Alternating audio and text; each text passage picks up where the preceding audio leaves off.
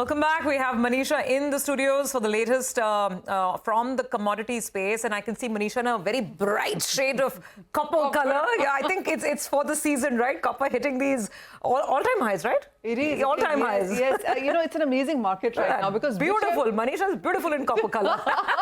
All right. Well, I gloat in what the jacket color is, but let me tell you, the prices of copper also have been surging very strongly. I mean, it's become a very different market, So for the longest time, you would see copper as a barometer for international growth or economic growth therein. But that really seems to be breaking in 2025 right now. So when you look at the U.S. Copper prices, we are trading at an all-time high. We've seen prices above $5.22 per pound as well. And with that, we've seen prices gain up by 2.5% in the overnight markets. Copper is up by 14% in last 1 month. And if you look at this year until now, well, the U.S. copper prices have gained up by nearly 31% as well. And the last count I saw, it was still on the higher side there. Well, if you look at the U.S. copper prices, they have actually disconnected from what's happening in the rest of the world. So U.S. copper is trading at a premium of $1,400 a ton to LME right now. And that is happening because the U.S. president has been saying for some time now that after aluminum and cobalt and a few other metals, copper perhaps is the next in the list where you could be looking at 25% import tariff coming in for copper.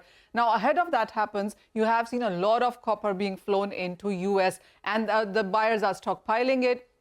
You are actually looking at a record number of monthly imports coming into the U.S. markets. Usually it was around something around 70,000 tons, but we understand 150 tons and 200,000 tons of copper is being flown into U.S. at this point. The second point that led the copper prices higher was Glencore saying that they are temporarily halting shipments from Chile, and this is due to some furnace issues. And then the markets also are looking at expectations of more Chinese stimulus going forward. It also is about dollar index trading at a 5-month low that has been supportive for many of these commodities. And then the demand that copper really seems to be commanding right now, not just in sense of construction and wires and cables, but also from electrification, from AI and renewable sector is what is telling you that there is a deficit in sense of copper in this year and expectation of the same continuing in 2026 as well, where various banks and brokerages have talked about large deficits in this year. So while we are trading at an all-time highs and while there is a huge disparity, but the street also is throwing a word of caution here. One, the Chinese demand is not so strong at this point in time.